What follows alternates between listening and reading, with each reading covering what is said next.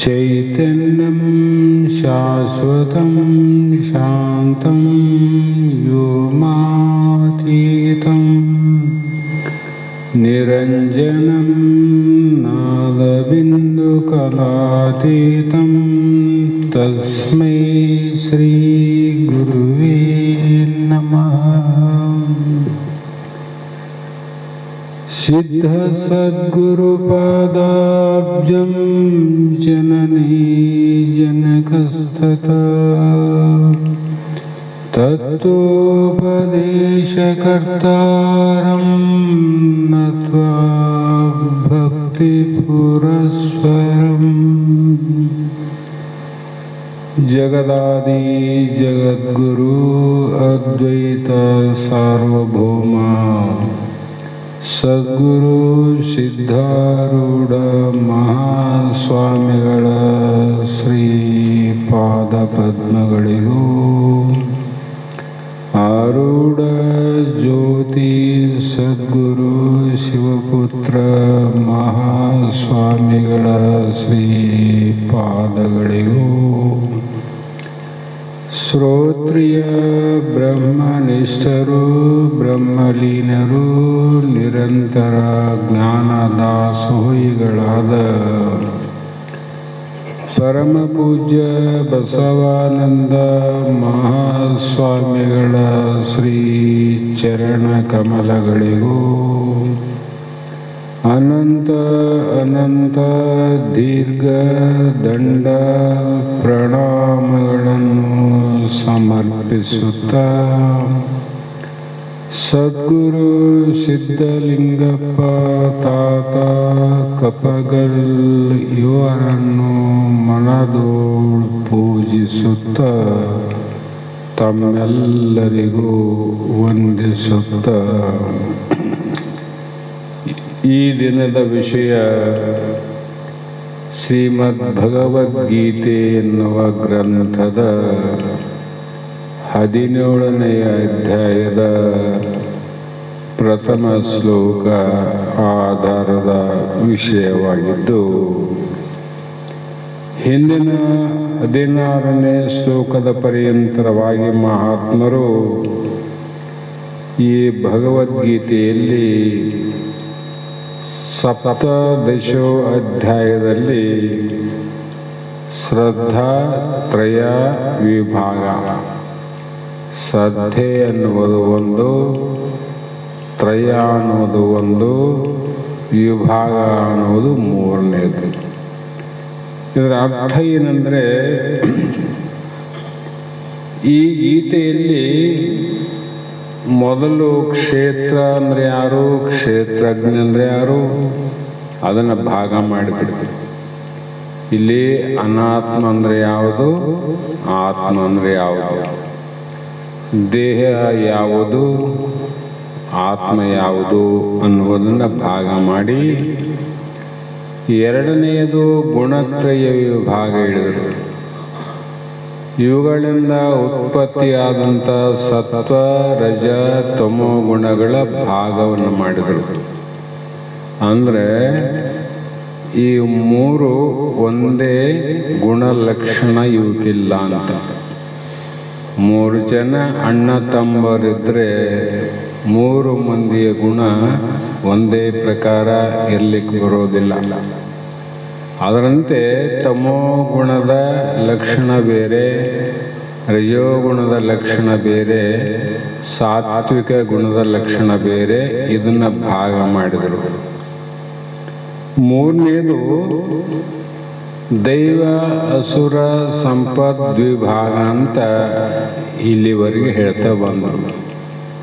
ಇಲ್ಲಿ ರಕ್ಕಸ ಗುಣ ಯಾವುದು, ದೈವಿ ಗುಣ ಯಾವುದು, ನೀತಿಯ ಲಕ್ಷಣ ಏನು, ಅನೀತಿಯ ಲಕ್ಷಣ ಏನು, ಧರ್ಮದ ಲಕ್ಷಣ ಏನು, ಅಧರ್ಮದ ಲಕ್ಷಣ ಏನು, ಈ ಲಕ್ಷಣದಿಂದ ಆಗುವಂಥ ಲಾಭಗಳು ಏನು ಮತ್ತು ನಷ್ಟ ಏನು ಅನ್ನುವುದನ್ನು ಎರಡೂ ಭಾಗ ಮಾಡಿ ಶ್ರೀಕೃಷ್ಣ ಭಗವಂತ ನಮ್ಮ ಮುಂದೆ ಇಟ್ಟಾನೀಗ, ನಮ್ಮ ಮುಂದೆ ಇಟ್ಟಾನ. ಆಮೇಲೆ ಇದರಲ್ಲಿ ಕೊನೆಯದಾಗಿ ಶ್ರದ್ಧಾ ತ್ರಯ ಭಾಗ. ಶ್ರದ್ಧಾ ಅಂದರೆ ವಿಶ್ವಾಸ, ಶ್ರದ್ಧೆ ಅಂದರೆ ನಂಬಿಕೆ ಅಂತ ಹೇಳಿ, ಈಗ ಕೆಲವು ಜನ ಹೇಗಿದ್ದಾರಂದರೆ ಶತ್ರು ಮಿತ್ರರಂತೆ ನಡೆಸಿ ಒಬ್ಬ ವೈರಿ ಅತ್ಯಂತ ಸ್ನೇಹಿತನಂತೆ ನಮ್ಮ ಜೊತೆ ಒಡನಾಟ ಮಾಡ್ತಾರೆ. ನೀನು ಇಲ್ಲದೆ ನಾನು ಇಲ್ಲ ಅಂತಲೇ ಹೇಳ್ತಾರೆ. ಎಲ್ಲರಿಗಿಂತ ಹೆಚ್ಚಿನ ವಿಶ್ವಾಸ ಪ್ರೇಮ ನಿನ್ನ ಮೇಲೆ ಅಂತ ರನ್ ಮಾಡ್ತಾರೆ. ನಿನಗೇನೇನಾದರೆ ನನಗಾದಂಗ, ನಿನ್ನ ಪ್ರಾಣ ಹೋದರೆ ನಾನು ಪ್ರಾಣ ಕೊಡ್ತೀನಿ, ನಿನ್ನ ಕಳಕೊಂಡು ನಾ ಬದುಕಲಿಕ್ಕೆ ತಯಾರನೇ ಇಲ್ಲ ಅನ್ನುವಂಥ ಭೂಪರು ಕೂಡ ಜಗತ್ತಿನಲ್ಲಿ ಬಹಳ ಮಂದಿ ಆರ. ಅಂದ್ರೇನು? ಮೋಮಿಠ ದಿಲ್ ಖೋಟ. ಮಾತುಗಳು ಎಷ್ಟು ಸಿಹಿಯಾಗಂದ್ರೆ ಅವರ ಮಾತನ್ನು ಕೇಳಿದರೆ ಒಂದು ಅರಗಳಿಗೆ ಅವರನ್ನ ಬಿಟ್ಟು ನಾವು ದೂರ ಇರಬಾರ್ದು ಅಂತ ಅನಿಸ್ತದ. ಯಾಕಂದರೆ ಅಷ್ಟು ಸಿಹಿ ಆ ಮಾತುಗಳು. ಮನಸ್ಸು ಎಷ್ಟು ಕಹಿ ಆದಂದರೆ ದಿಲ್ ಖೋಟ, ಖೋಟ, ಸತ್ಯ ಒಂದಿಲ್ಲ ಮಾತಿನಲ್ಲಿ ಅಂತ ಅರ್ಥ ಮಾಡಬೇಕು. ಹೀಗೆ ಆ ಪ್ರಕಾರ ಇದ್ದವರನ್ನ ಈ ಗೀತೆ ಏನು ಹೇಳಿಕೊಡ್ತದ ನಮಗಂದ್ರೆ, ಅಂಥವರನ್ನ ದೂರ ಮಾಡಿ ಬದುಕು ಅಂತ ಹೇಳ್ತದ. ನಿನಗ ಅದರಿಂದ ಹೇಳೋದ್ರಿಂದ ಏನು ಲಾಭ ಅದ? ಭಗವಂತಗೇನು ಲಾಭ ಇಲ್ಲ, ನಷ್ಟ ಇಲ್ಲ. ಗೀತಾ ಮಾತೆಗೂ ಏನು ಲಾಭನಿಲ್ಲ, ನಷ್ಟ ಇಲ್ಲ. ನಿನಗಾಗುವ ನಷ್ಟದಿಂದ ಬರುವಂಥ ಕಷ್ಟಗಳು ನಿನಗಾಗಬಾರ್ದು ಅಂತ ಗೀತೆಯಲ್ಲಿ ನಮಗೆ ಉಪದೇಶ ಮಾಡ್ತದ. ಏನು ಮಾಡು ಅಂದರೆ, ಅಂಥ ಶತ್ರುಗಳಾಗಿದ್ದು ಹೊರಗೆ ಮಿತ್ರನಂತೆ ನಟನೆ ಮಾಡುವವರನ್ನು ದೂರ ಮಾಡು. ಮತ್ತೆ ಯಾಕಂದರೆ ನೀನು ಒಂದು ವೇಳೆ ಬಿಡಪ್ಪ, ಅವ್ರ ಪಾಡಿಗೆ ಅವ್ರು ಇರ್ತಾರ, ನಮ್ಮ ಪಾಡಿಗೆ ನಾವಿರ್ತೀವಿ, ಅವರಿಂದ ದೂರ ಇರೋದೇನು, ನಾವ್ಯಾಕೆ ಅಷ್ಟು ಪ್ರಯತ್ನ ಮಾಡಬೇಕು, ನಮ್ಮ ಪಾಡಿಗೆ ನಾವಿರ್ತೀವಿ, ಅವ್ರ ಪಾಡಿಗೆ ಅವರು. ನೀ ತಿಳ್ಕೊಂಡಾಗ ನಾ ತಿಳ್ಕೊಂಡಂಗ ಇದು ವೈಜಿಮಾದ. ಅದೇ ಶಾಸ್ತ್ರ ದೃಷ್ಟಿಯಿಂದ ಒಂದಿಲ್ಲ ಒಂದು ದಿನ ಅವರಿಂದ ನಿನಗೆ ಪ್ರಮಾದ ತಪ್ಪಿದ್ದಲ್ಲ. ಒಂದಿಲ್ಲ ಒಂದಿನ ಅವರಿಂದ ನಿನಗೆ ಕಷ್ಟ ತಪ್ಪಿದ್ದಲ್ಲ. ಅದಕ್ಕಾಗಿ ದೂರ ಮಾಡು ಅಂತ ಹೇಳ್ತಾರೆ ಶಾಸ್ತ್ರ. ಮತ್ತೆ ಅವ್ರು ಮಾಡದಿದ್ರೆ ಏನಾಗ್ತದೆ ಅಂದರೆ, ಶಾಂತಿ ಅನ್ನುವುದು ನಿನಗೆ ಆಗೋದಿಲ್ಲ ಅಂತ. ಶಾಂತಿ ಬಯಸಿದ್ದಲ್ಲ, ಸುಖ ಆಗಬೇಕಂತಲ್ಲ. ಸುಖ ದುಷ್ಟರನ್ನ ದೂರ ಮಾಡಿದ್ರೆ ಸುಖ ಆಗ್ತದಂತ ಗೀತಾ ಮಾತೆ ಹೇಳೋದು ಅದೇ ಉದ್ದೇಶಕ್ಕಾಗಿ. ಯಾಕಂದ್ರೆ ಈ ಜಗತ್ತಿನಲ್ಲಿ ದೃಷ್ಟಿಕೋಟಿಯಲ್ಲಿ ಸೇರಿದ ಮನಸ್ಸನ್ನ ವಿವೇಕದಿಂದ ವಿಭಜನೆ ಮಾಡಬೇಕು ಅಂತ. ದೃಷ್ಟಿ ಅಂದರೆ ನಾವು ನೋಡ್ತೀವಲ್ಲ, ಇದರಲ್ಲಿ ಸೇರಿದ ಮನಸ್ಸು ಅರ್ಥಾತ್ ದೃಶ್ಯದಲ್ಲಿ ಮನಸ್ಸು ಸೇರದೀಗ, ಶಬ್ದದಲ್ಲಿ, ಸ್ಪರ್ಶ, ರೂಪ, ರಸ, ಗಂಧದಲ್ಲಿ ಮನಸ್ಸು ಹೋಗೋದಿಲ್ಲ ಈಗ. ಹೋದಾಗ ಆ ಯಾವ ದೃಶ್ಯದಲ್ಲಿ ಮನಸ್ಸು ಹೋಯ್ತಿಲ್ಲ, ನಿನ್ನ ವಿಚಾರ ವಿವೇಕದ ಪ್ರಕಾರವಾಗಿ ಸತ್ವಗುಣ, ರಜಗುಣ, ತಮೋಗುಣ ಬೆಳಿತೇವೆ ನೋಡು. ಒಂದಕ್ಕೊಂದು ಸಂಬಂಧಿವು. ಬೆಳೆದ್ರಿಂದ ಏನಾಗ್ತದೆ, ನಿನಗೆ ಶ್ರದ್ಧೆ ಅನ್ನುವಂಥದ್ದು ಬರೋದಿಲ್ಲ. ವಿಶ್ವಾಸ ಬಂದಿಲ್ಲ ಅಂದ್ರೆ ಒಳಗೆ ಆವಲ್ಲ, ಹೆಂಗೆ ಬರ್ತದೆ ವಿಶ್ವಾಸ? ಹಾಗಾಗಿ ಮನುಷ್ಯನು ಶ್ರದ್ಧಾಮಯನೂ ಆಗಬೇಕು, ಒಳ್ಳೆಯ ಗುಣಮಯನೂ ಆಗಬೇಕು, ಮತ್ತು ಶಾಸ್ತ್ರದ ಕಡೆ ಗಮನವನ್ನು ಕೊಡಬೇಕು. ಇದು ಮನುಷ್ಯನ ಉತ್ತಮವಾದ ಸಂಸ್ಕಾರ. ಒಂದು ವೇಳೆ ಗುಣವನ್ನು ಬದಲಾಯಿಸದೆ ಶ್ರದ್ಧೆಯನ್ನು ಬದಲಾಯಿಸಲಿಕ್ಕೆ ಸಾಧ್ಯ ಇಲ್ಲ. ತಮೋ ಗುಣದಿಂದ ನಮಗೆ ವಿಶ್ವಾಸ ಬರಬೇಕಂದ್ರೆ ಹೆಂಗೆ ಬರ್ತದೆ? ರಜೋಗುಣದಲ್ಲಿ ಸಾಮಾನ್ಯ ಕೆಲಸಕ್ಕೆ ಕೈ ಹಾಕಿಲ್ಲ. ನಾವು ನೀವೆಲ್ಲರೂ ಸಾಮಾನ್ಯ ಕೆಲಸ ಅಲ್ಲ ಇದು, ಹುಡುಗಾಟಿಯ ಮಾತೂ ಅಲ್ಲ.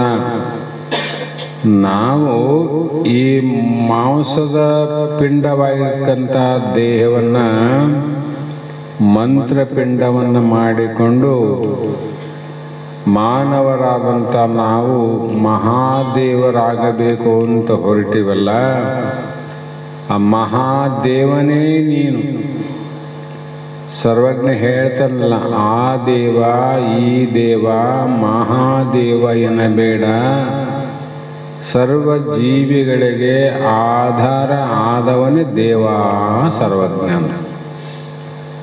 ನಾವು ದೇವರ ಕಲ್ಪನೆಯನ್ನು ಇದೊಂದೇ ಸರ್ವಜ್ಞ ವಚನದಲ್ಲಿ ದೇವರು ಹೇಗಿದ್ದಾನೆ ಅನ್ನೋದನ್ನು ಹೇಳೇ ಬಿಟ್ರು ಅವರು. ಆ ದೇವ ಈ ದೇವ, ಕಾಶಿ ರಾಮೇಶ್ವರ ಆಗಲಿ, ಜ್ಯೋತಿರ್ಲಿಂಗವಾಗಲಿ, ಇನ್ನೂ ದೇವರು ಅನ್ನುವ ಕಲ್ಪನೆ ನಾವಲ್ಲ, ಅವೆಲ್ಲ ಇರಲಿ. ಆದರೆ ಸರ್ವ ಜೀವಿಗಳಿಗೆ ಆಧಾರವಾದವನೇ ದೇವ. ನಾವೆಲ್ಲ ಹುಟ್ಟಿ ಇಂಥ ಮಾನವ ಶರೀರವನ್ನು ತೊಟ್ಟು ಬರಲಿಕ್ಕೆ ಯಾರ ಆಧಾರಪ್ಪ ಅಂದರೆ ಆ ಬ್ರಹ್ಮನ ಆಧಾರ, ಆ ಪರಮಾತ್ಮನೇ ಆಧಾರ. ನಮಗೂ ಕೆಲವು ಮಂದಿ ಆಧಾರ ಸಂಸಾರದಲ್ಲಿ, ಪ್ರಪಂಚದಲ್ಲಿ. ನನ್ನ ಕಷ್ಟ ಕಾಲದಲ್ಲಿ ಆತನೇ ಆಧಾರ, ಮತ್ತೊಂದು ಕಾಲದಲ್ಲಿ ಈತನೇ ಆಧಾರ. ಆಧಾರ ಅಂದರೆ ಕಾರಣ ಅಂತ ಹೇಳ್ತೀವಿ. ಆದರೆ ಹುಟ್ಟಿ ಬರಲಿಕ್ಕೆ ಕಾರಣ ಯಾರು? ಅಪ್ಪ ಅಮ್ಮನ ಕಾರಣ ಅಲ್ಲ. ನಿನ್ನೆ ಮಲ್ಲಾಪುರದಾಗ ಹೇಳಿನಲ್ಲ ನಾನು, ಅಪ್ಪ ಅಮ್ಮ ಕಾರಣ ಅಲ್ಲ. ಮತ್ತು ನೀನು ಕಾರಣ ಏನು? ನೀನು ಕಾರಣ ಅಲ್ಲ. ಮತ್ತು ಕಾರಣ ಇಲ್ಲದೆ ಕಾರ್ಯ ಆಗಲಿಕ್ಕೆ ಬರಂಗಿಲ್ಲ. ಇದು ಸ್ವಾನುಭವಕ್ಕೆ ಸಿದ್ಧವಾದ ಮಾತು. ಕಾರಣ ಇಲ್ಲದೆ ಕಾರ್ಯ ಆಗಲಿಕ್ಕೆ ಬರೋದೇ ಇಲ್ಲ. ಅಂದರೆ ನೀನು ಹುಟ್ಟಿ ಬರೋಕ್ಕೆ ಕಾರಣ ಯಾರು ಅಂದರೆ ಆ ದೇವ, ಮಹಾದೇವನೇ ನೋಡೋದು. ಅಂತಹ ಮಹಾದೇವನನ್ನಾಗಿ ಮಾಡಿಕೊಳ್ಳುವಂಥ ಶರೀರದಲ್ಲಿ ನಾವು ಸಂಸ್ಕಾರವು ಬದಲಾಯಿಸಲಾರದು. ಶ್ರದ್ಧೆ ಬಂತು ಅಂದರೆ ಸಂಸ್ಕಾರ ಬದಲಾವಣೆ ಆಗ್ತದೆ. ವಿಶ್ವಾಸನೆ ಬಂದಿಲ್ಲ ಅಂದರೆ ಅವನ ಸಂಸ್ಕಾರ ಹೆಂಗೆ ಬದಲಾವಣೆ ಆಗ್ತದೆ? ನಾಯಿಗೆ ಸಂಸ್ಕಾರ ಇಲ್ಲದ ಕಾರಣ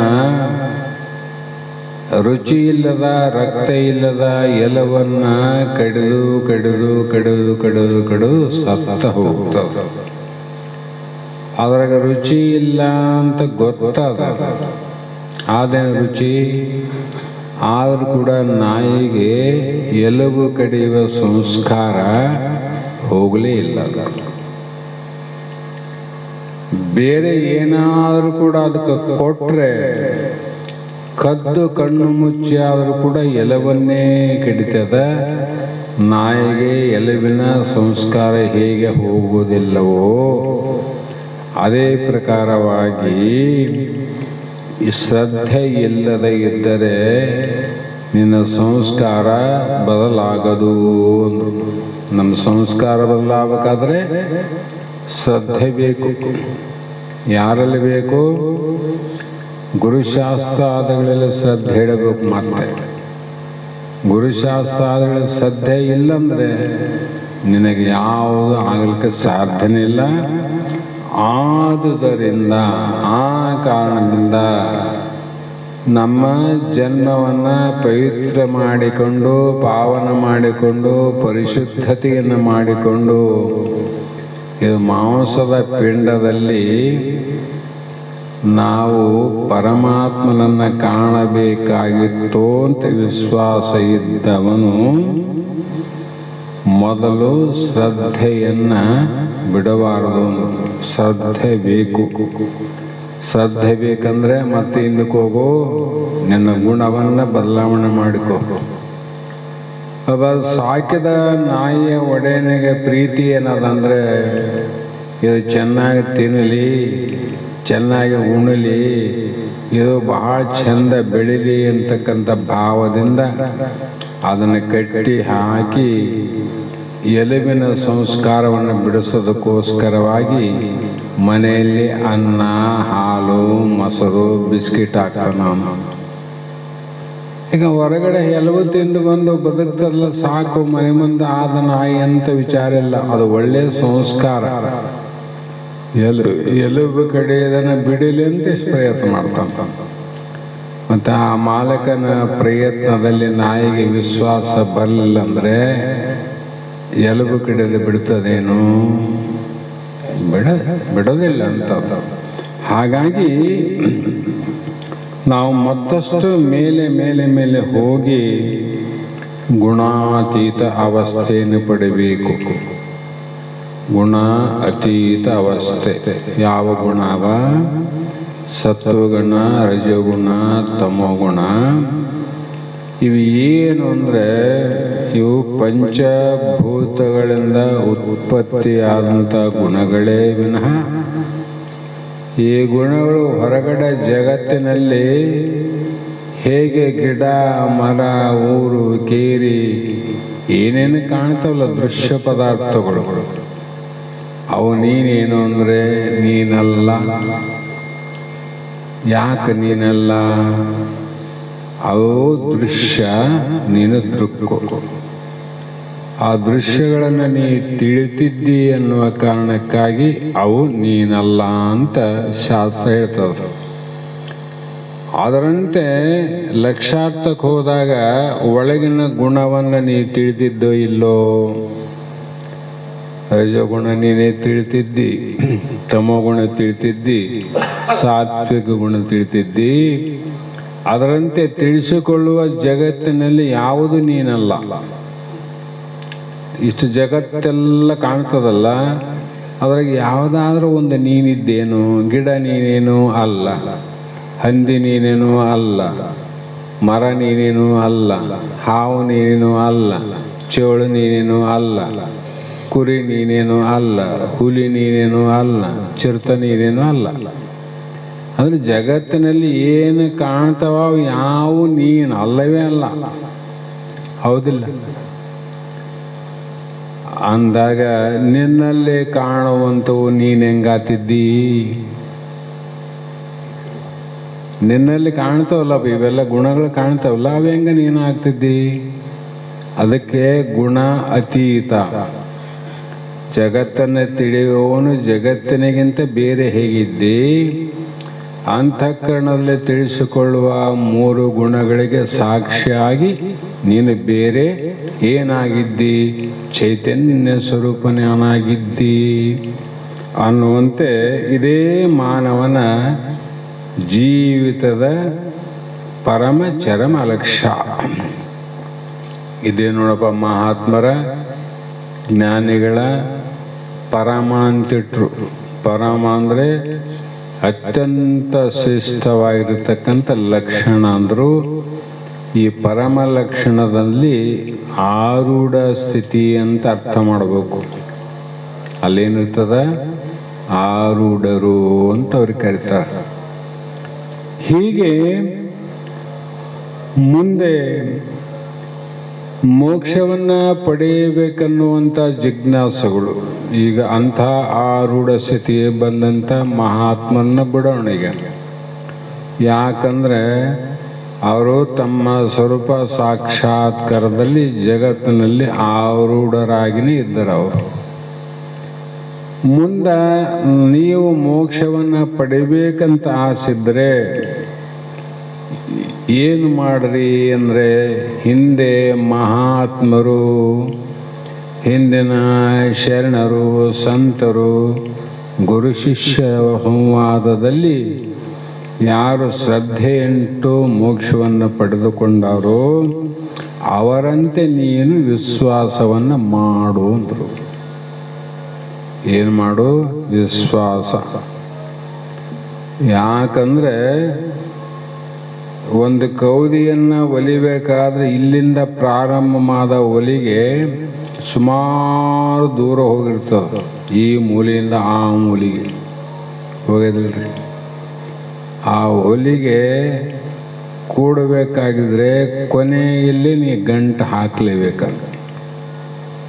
ಗಂಟು ಇಲ್ಲದ ಹೊಲಿಗೆ ವಿಶ್ವಾಸ ಇಲ್ಲದ ಶಾಸ್ತ್ರ ಅಥವಾ ಶ್ರದ್ಧೆ ಇಲ್ಲದ ಶಾಸ್ತ್ರ.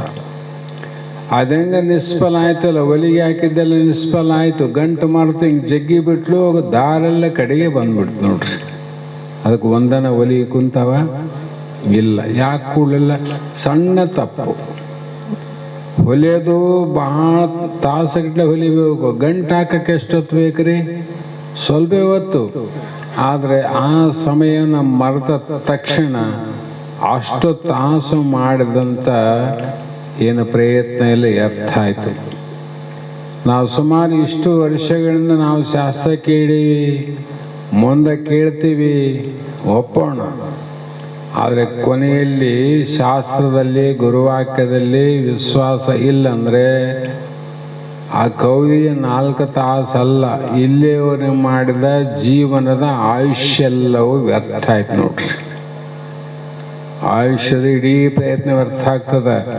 ಅದಕ್ಕೆ ಶ್ರದ್ಧೆಗೆ ಬಹಳ ಮಹತ್ವ ಕೊಟ್ಟರ ಮಹಾತ್ಮರು. ಅದರಂತೆ ಇಲ್ಲಿ ಕೂಡ ಶಾಸ್ತ್ರ ವಿಧಿಗಳಲ್ಲಿ ಹೇಳಿದಂತೆ ದೇವತೆಗಳ ಗುಣವನ್ನು, ರಕ್ಕಸರ ಗುಣವನ್ನು ನಾವು ತಿಳಿದುಕೊಂಡು ಯಾರು ದೈವೀ ಸಂಪನ್ನರಾರ ಅಂಥವರಿಗೆ ದೇವತೆಗಳು ಅಂತ ಕರೆಸಿಕೊಂಡಾರ. ಅಸುರಿ ಸಂಪತ್ತು ಯಾರವ ಅವರಿಗೆ ರಕ್ಕಸರು ಅಂತ ಕರೆದಾರ. ಇದರಲ್ಲಿ ವಿಚಾರ ಮಾಡಿ ನೀನು ಇವರು ರಕ್ಕಸರು ಅಂತ ಅವನ್ನ ದೂರ ಮಾಡು, ಇವರು ದೇವತೆಗಳು ಅಂತ ಅವನ ಸಮೀಪ ಹೋಗು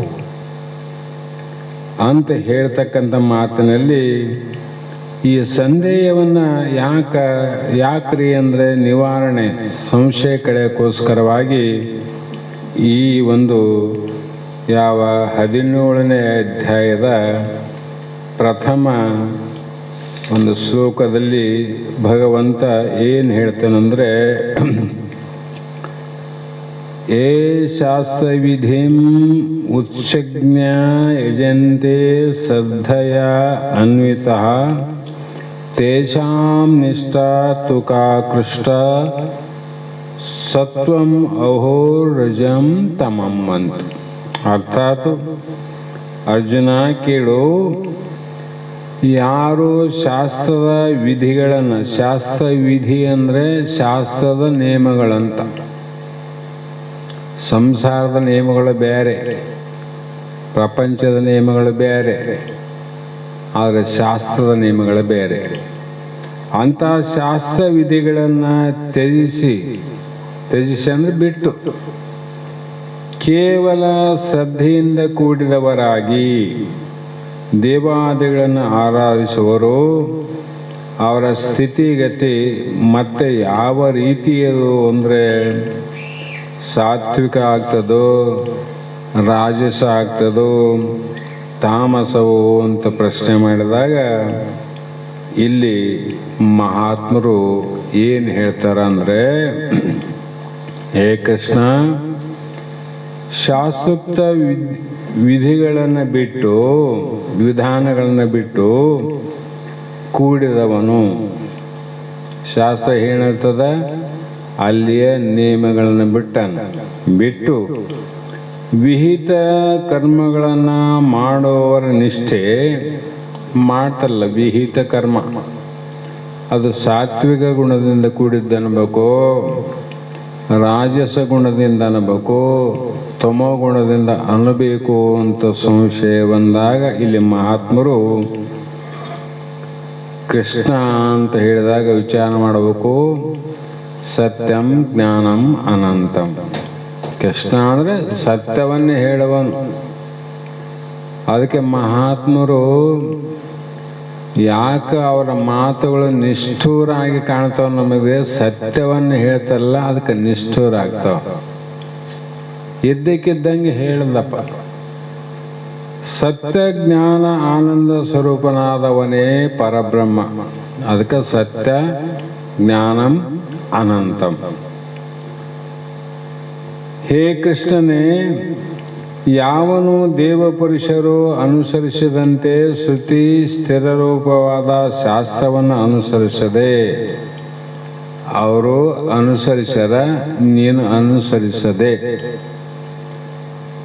ಯಾವುದೋ ಒಂದು ದೋಷದಿಂದ ಶಾಸ್ತ್ರ ವಿಧಿಯನ್ನು ಬಿಟ್ಟಿರುವನು ಮತ್ತು ನಂಬಿಕೆ ರಹಿತರಾದ ಅಸುರನಂತೆ ಇರದೆ ವೃದ್ಧ ಜನರಲ್ಲಿ ಶ್ರದ್ಧಾ ಆಸಕ್ತರಾಗಿರುವನು, ಅಂತಹ ಶಾಸ್ತ್ರ ವಿಧಿಯನ್ನು ಬಿಟ್ಟು ಶ್ರದ್ಧೆಯುಳ್ಳವರಾದ ಅಂಥವರ ನಿಷ್ಠೆ, ವಿಶ್ವಾಸ, ನಂಬಿಕೆ ಎಂಥದ್ದಂತ ನಾ ತಿಳ್ಕೋಬೇಕು ಅಂತ ಸಂಶಯ. ಯಾರಿಗೆ? ಅರ್ಜುನಗ. ಅದಕ್ಕೆ ಅಂತಹ ಶಾಸ್ತ್ರ ವಿಧಿಯನ್ನು ಬಿಟ್ಟು ಶ್ರದ್ಧೆಯುಳ್ಳವರಾದ ಅವರ ನಿಷ್ಠೆ ಎಂಥದ್ದು, ಅವರಿಗೂ ನಂಬಿಕೆ ಅದಲ್ಲ. ಶಾಸ್ತ್ರವನ್ನು ಬಿಟ್ಟು ಉಳಿದು ಮಾಡ್ತಾರೆ, ಅದು ನಂಬಿಕೆ. ಅಂದರೆ ಅದು ವಿಲಕ್ಷಣವಾದ, ಈ ಕಡೆ ದೇವತೆಗಳ ಲಕ್ಷಣಕ್ಕೂ ಅಸುರರ ಲಕ್ಷಣಕ್ಕೂ ಬೇರೆಯಾದ ಲಕ್ಷಣವುಳ್ಳವರು. ಅವರು ರಕ್ಕಸುರ ಅಲ್ಲ, ಈ ಕಡೆ ದೇವತೆಗಳು ಅಲ್ಲ, ಎರಡು ತಪ್ಪಿದವರು. ಇವರಿಗೆ ಶಾಸ್ತ್ರ ವಿಧಿ ಅಪೇಕ್ಷೆ ಇಲ್ಲ. ಅವರಿಗೆ ಶಾಸ್ತ್ರ ಕೇಳಬೇಕು, ಶಾಸ್ತ್ರದ ನಿಯಮಗಳನ್ನು ಪಾಲನೆ ಮಾಡಬೇಕು, ಅವುಗಳಂತೆ ನಾನು ನಡಿಬೇಕು ಅನ್ನುವಂಥ ಶ್ರದ್ಧೆ ಇಲ್ಲದೆ ಅಂಥವರು ಶ್ರದ್ಧಾಪೂರ್ವಕವಾದ ದೇವಪೂಜನ ಮೊದಲಾದ ಕ್ರಿಯೆಗಳ ವ್ಯವಸ್ಥೆ ಮಾಡ್ತಲ್ಲ ಜಗತ್ತಿನಲ್ಲಿ. ಅವರು ಹೇಗಾದಂತೆ ತಿಳ್ಕೋಬೇಕು, ನಂಬಿಕೆಯಿಂದಾದೋ ಅಪನಂಬಿಕೆಯಿಂದಾದೋ ಇದನ್ನು ಹೇಗೆ ತಿಳಿದುಕೊಳ್ಳಬೇಕು ಜಗತ್ತಿನಲ್ಲಿ ಅಂದರೆ, ಅದು ಸಾತ್ವಿಕದ ಕರ್ಮನೋ ರಜಗುಣದ ಕರ್ಮವೋ ತಮಗುಣದ ಕರ್ಮವೋ ಅಂತ ಹೇಳಿದಾಗ, ಆ ನಿಷ್ಠೆ ಸಾತ್ವಿಕವಾಗಿದ್ದರೆ ಸಾತ್ವಿಕ ಸ್ವಭಾವದವರಾದ್ದರಿಂದ ದೇವತೆಗಳಾಗುತ್ತಾರೆ. ಸತ್ವಗುಣದಿಂದ ಏನು ಮಾಡಿದರೆ ಅವರು ದೇವತೆಗಳಾಗ್ತಾರೆ. ಮತ್ತು ಅವರ ನಿಷ್ಠೆಯು ರಾಜಸಿ ತಾಮಸಿ ಗುಣದಿಂದ ಮಾಡಿದ್ದರೆ ಅವರು ತಾಮಸ ಸ್ವಭಾವವುಳ್ಳವರಾಗಿ ಅವರು ರಾಕ್ಷಸರೇ ಆಗ್ತಾರಂದ್ರೆ, ಅವರು ನಿಷ್ಠೆಯಿಂದ ಮಾಡಿದ್ರೆ ದೇವತೆಗಳಾಗ್ತಾರೆ, ನಿಷ್ಠೆ ರಹಿತವಾಗಿ ಮಾಡಿದ್ರೆ ಅವರು ರಾಕ್ಷಸರಾಗಿ ಬಿಡ್ತಾರೆ. ಯಾಕಂದರೆ ಮುಂದೆ ನುಡಿಯಲ್ಲಿ ಹೇಳ್ತಾರೆ, 2ನೇ ಶ್ಲೋಕದಲ್ಲಿ ತ್ರಿವಿಧ ಭವತಿ ಶ್ರದ್ಧಾ ದೇಹಿನಾಂ ಸ್ವಭಾವಜ ಸಾತ್ವಕಿ ರಾಜಸಿ ಚ ಏವ ತಾಮಸಿ ಚ ಇತಿ ತಾಂ ಶೃಣು ಅಂತ ಕರೆದರು. ಅಂದರೆ ಮಾನವರ ಸ್ವಭಾವ ಬೇರೆ, ಮಾನವರಲ್ಲಿ ಸ್ವಭಾವ ಬೇರೆ. ಮಾನವರು ಒಂದೇ, ಯಾಕಂದರೆ ಎಲ್ಲರಲ್ಲಿ ಇದು ಪಂಚಮಹಾಭೂತದ ದೇಹ ಸಮಾದ. ಈ ದೇಹದಲ್ಲಿ ವ್ಯತ್ಯಾಸ ಇಲ್ಲ ನೋಡ್ರಿ. ಎಲ್ಲರಿಗೆ ಕಣ್ಣಾವ, ಎಲ್ಲರಿಗೆ ಕಿವಿ ಆವ, ಎಲ್ಲರಿಗೆ ಬಾಯಿ ಆದ, ಎಲ್ಲರಿಗೆ ಮೂಗಾದ, ಎಲ್ಲರಿಗೆ ಕೈ ಕಾಲು ಮನ ಬುದ್ಧಿ ಚಿತ್ತ ದೇಹ ದೃಷ್ಟಿಯಿಂದ ಸಮ. ಆದರೆ ಪ್ರಾಣಿಗಳ ಸ್ವಭಾವದಿಂದ ಅಂದರೆ ಪೂರ್ವ ಜನ್ಮದ ಸಂಸ್ಕಾರದಿಂದ ಉಂಟಾದ ಈ ನಂಬಿಕೆ ಸಾತ್ವಿಕವೆಂತಲೂ ರಾಜಸಿಯಂತಲೂ ತಾಮಸಿಯಂತಲೂ 3 ಪ್ರಕಾರವಾಗಿರುವುದು. ಅದನ್ನು ನಾನು ನಿನಗೆ ಹೇಳ್ತೇನೆ ಕೇಳು ಅಂತ ಭಗವಂತ ಹೇಳಲಿಕ್ಕೆ ಪ್ರಾರಂಭ ಮಾಡಿದ. ಏನು ಸ್ವಭಾವ ಅಂತೀವಿ. ಏನಂದ್ರೆ ಸ್ವಭಾವ ಅಂದ್ರೆ ಏನಪ್ಪ? ಜನ್ಮಾಂತರದಲ್ಲಿ ಹಿಂದಿನ ಹಲವು ಜನ್ಮಾಂತರದಲ್ಲಿ ಧರ್ಮ ಅಧರ್ಮಾದಿಗಳ ಯಾವ ಸಂಸ್ಕಾರಗಳು ಈ ಜನ್ಮವನ್ನು ಪ್ರಾರಂಭ ಮಾಡಲಿಕ್ಕೆ ಬೀಜ ಆದವು. ಹಿಂದಿನ ಜನ್ಮದ ಸಂಸ್ಕಾರ ಬೀಜವು. ಬೀಜ ಇಲ್ಲದೆ ಬೆಳೆ ಆಗೋದಿಲ್ಲ. ಅಂದ್ರೆ ದೇಹವೇ ಬೀಜ ನೋಡ್ರಿ, ಸಂಸ್ಕಾರವೇ ಬೀಜ ಅಂದ್ರೆ. ನಾವೇನು ಮಾಡ್ತೀವಿ? ದೇಹದಿಂದ ಭಾಳ ಪೂಜೆ ಮಾಡ್ತೀವಿ, ದೇಹಕ್ಕೆ ಎಲ್ಲ ಮಾಡ್ತೀವಿ. ದೇಹಕ್ಕೆ ದೊಡ್ಡ ಸಂಸ್ಕಾರ ಏನು ಎಂಥ ತ್ಯಾಗಿಗಳು ಅಂತ ಅನಿಸ್ತೀವಿ. ದೇಹಕ್ಕೆ ದೇಹ ದೃಷ್ಟಿಯಿಂದ ಹೊರಗಡೆ ತ್ಯಾಗಿ, ಒಳಗಡೆ ಭೋಗಿ. ನಿನಗ ಹೊರಗಡೆ ತ್ಯಾಗ ಸಂಸ್ಕಾರ ಅಲ್ಲ, ಒಳಗಡೆಯ ಭೋಗವೇ ಸಂಸ್ಕಾರ. ಇದು ಒಪ್ಪಲೇಬೇಕಲ್ಲ. ಅಲ್ಲಗಳಕ ಸಾಧ್ಯ ಇಲ್ಲ ಅಂತ ಅನಿಸ್ತದ. ಅದಕ್ಕೆ ಸಾಮಾನ್ಯ ನಮ್ಗೆ ಅನುಭವಕ್ಕೆ ಬರ್ಬೇಕಾದ್ರೆ ಜೋಳ ಇರ್ತಾವ. ಆ ಜೋಳ ಬಿತ್ತಲಿಕ್ಕೆ ಬೀಜ ಅಂತ ಸಪ್ರೇಟ್ ಮಾಡಿರ್ತೀವಿ.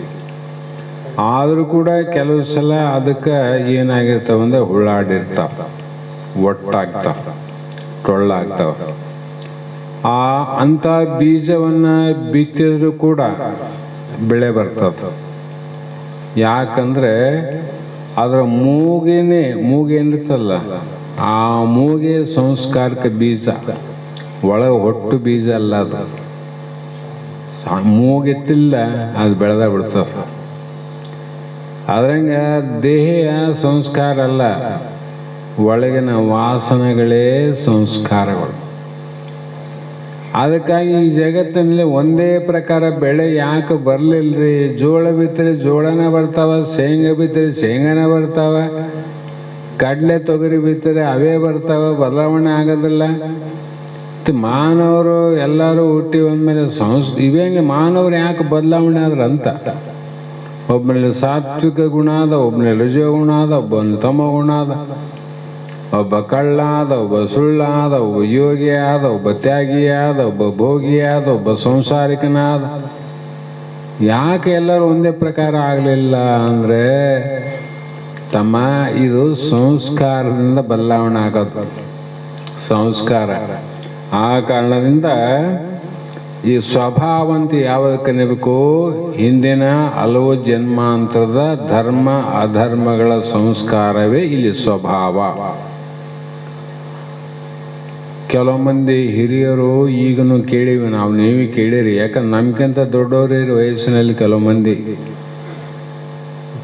ಕೆಲವು ಮಂದಿಯಲ್ಲಿ ಸಂಸಾರ ಪ್ರಪಂಚದಲ್ಲಿ ಇಲ್ಲಪ್ಪ, ಅವರು ತಂದೆ ಸ್ವಭಾವ ಹೆಂಗಿತ್ತು, ತಾಯಿ ಸ್ವಭಾವ ಅದೇ ಸ್ವಭಾವ ಅಂತೀವಿ. ಕೆಲವು ಮಂದಿಯಲ್ಲಿ ಅಂತೀವಿಲ್ಲ ಅಂದ್ರೆ ಎದುರು ನೋಡಿ ಅಂದಿ ನೀನು. ಆ ತಂದೆ ತಾಯಿಯ ಗುಣ ಹೇಗಿದ್ವು ಅದೇ ಗುಣ ಈ ಮಗನಲ್ಲಿ ಇದ್ದ ಕಾರಣ ತಂದೆ ತಾಯಿಯಲ್ಲಿದ್ದ ಸಂಸ್ಕಾರ ಮಕ್ಕಳಿಗೆ ಬಂದದ ಅಂತೀವಿ ನಾವು ಹುಟ್ಟಿದ ತಕ್ಷಣ ಮೊದಲನೇನಂತೀವಿ, ಮುಖ ನೋಡೋದು, ತಂದೆ ಹಂಗಾದ ನೋಡು, ತಾಯಿ ಹಂಗಾದ ನೋಡು, ಸಾಧನ ಮೌನ ಹಂಗಾದ ನೋಡು, ಸೋದರ ಹಂಗಾದ ನೋಡು ಅಂತೀವಿ ನಾವು. ಇದನ್ನು ನೋಡಿ ಹೇಳೋ ತಮ್ಮ, ಅದು ಸಂಸ್ಕಾರ ನೋಡಿ ಹೇಳಂತ. ಸಂಸ್ಕಾರ ಒಳಗಾದ. ಹಾಗಾಗಿ ಬಣ್ಣ ರೂಪ ತಂದೆ ತಾಯಿ ಅಂತಿರಬಹುದು, ಮತ್ತು ಅದಿದ್ದಾಗ ತಂದೆ ತಾಯಿ ಗುಣ ಇವರಲ್ಲಿ ಯಾಕೆ ಬರಲ್ಲ ಮಕ್ಕಳಲ್ಲಿ? ಬರ್ಬೇಕಾಗಿತ್ತಲ್ಲ. ಅಂದ್ರೆ ಏನು ಅರ್ಥ ಆಯ್ತು ಇಲ್ಲಿ? ಸ್ವಭಾವ ಅನ್ನೋದಕ್ಕೆ ನಿಶ್ಚಯ ಮಾಡಕ್ಕೆ ಹೇಳಕತ್ನಿ. ಹಿಂದಿನ ಜನ್ಮದ ಧರ್ಮ ಅಧರ್ಮದ ಸಂಸ್ಕಾರಗಳೇ ಸ್ವಭಾವ.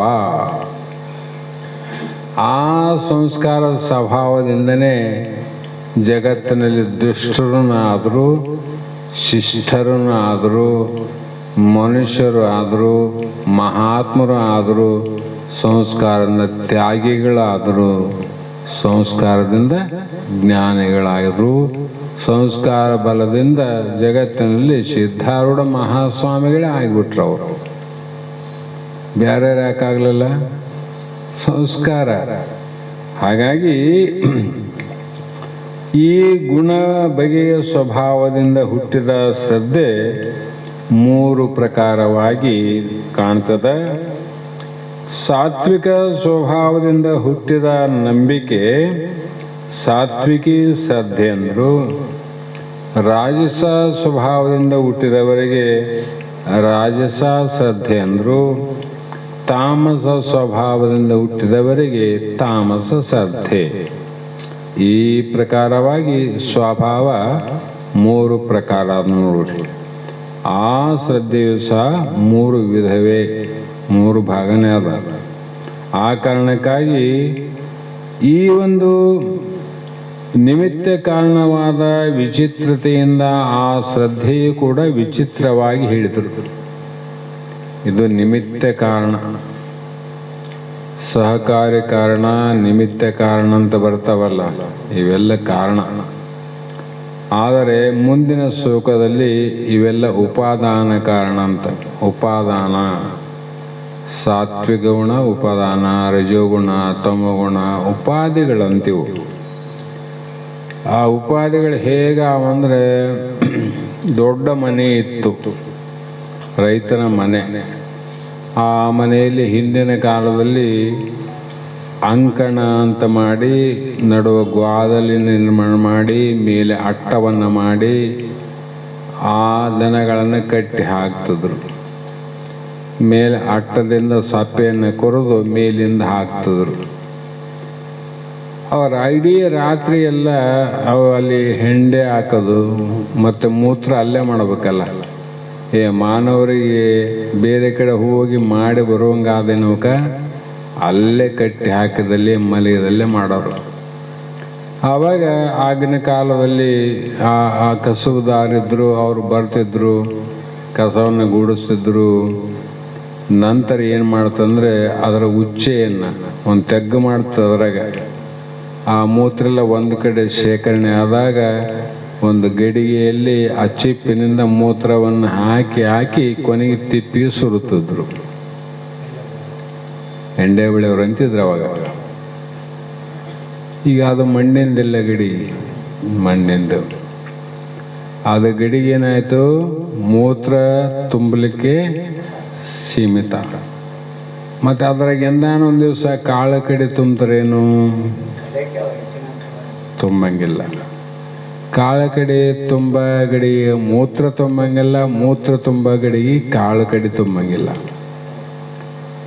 ಇನ್ನೊಂದು ಗಡಿಗೆ ಅದ, ಕಾಳು ಕಡಿನೂ ತುಂಬಂಗಿಲ್ಲ, ಅದರ ಮೂತ್ರವು ತುಂಬಂಗಿಲ್ಲ. ಬರೇ ಎಂಬಲವನ್ನು ಕಾಸಿ ಎಂಬಲ ಗಡಿ ಅಂತ ಒಲೆ ಮೇಲೆ ಇಟ್ಟು ಪ್ರತಿದಿನ ವಿಭೂತಿಯಿಂದ ಪೂಜಿಸಿ ಊದಿನ ಕಡ್ಡಿಯನ್ನು ಬೆಳೆದು ಅದಕ್ಕೆ ಮೇಲೆ ಬಟ್ಟೆಯನ್ನು ಗಟ್ಟಿಯಾಗಿ ಕಟ್ಟಿ ತಮಗೆ ಯಾವ್ಯಾಗ ಬೇಕು ಆವಾಗ ಆ ಗಡಿಗೆ ಇಷ್ಟು ಅಂಬಲಿಯನ್ನು ತಗೊಂಡು ಇಲ್ಲಿ ಹಾಕಿಬಿಟ್ರೆ ಆ ಅಡಿಗೆ ಎಂದು ಕೆಡುತ್ತಿದ್ದಿಲ್ಲ. ಅದು ಮೂರು ಮಣ್ಣಿನವ ಇಲ್ಲ, ಮೂರು ಮಣ್ಣಿನವು. ಅದ್ಯಾಕೆ ಪೂಜೆ ಮಾಡಿಸಂತದ? ಇದ್ಯಾಕೆ ಯಾರು ದಿಕ್ಕಿಲ್ದಂಗೆ ಕುಂತದ? ಇದ್ಯಾಕೆ ಹುಚ್ಚೇನು ತುಂಬ್ತಾರ ಅಂತ ವಿಚಾರ ಮಾಡ್ಬೇಕಲ್ಲ. ಅಂದರೆ ಆ ಎಂಬಲಗಡಿಗೆ ಮಾಡಿದ್ದು ಅದರ ಒಳಗಿರ್ತಕ್ಕಂಥ ಎಂಬಲದಿಂದ ಪೂಜೆ ಮಾಡ್ತಾರೆ. ಅದಕ್ಕೆ ಮಣ್ಣಿನ ಗಡಿಗೆ ಅಂತಲ್ಲ, ಅದರೊಳಗೆ ಏನು ತುಂಬ್ಯದ? ಸಾತ್ವಿಕವಾದ ಶ್ರದ್ಧೆ, ವಿಶ್ವಾಸ, ವಿವೇಕ, ನಂಬಿಕೆ, ಧರ್ಮ ನೀತಿ ತುಂಬ್ಯದ, ಅದು ಪೂಜೆ ಮಾಡಿಸುವಂಥದ್ದು. ಅದ್ರಾಗೇನು ತುಂಬ್ಯದ? ಅಮೃತವೇ ತುಂಬ್ಯದ.